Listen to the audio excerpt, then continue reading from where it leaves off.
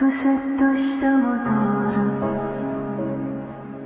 توی عمر دوباره، بخوای یا نخوای دلو برات میارم. اینو گفتم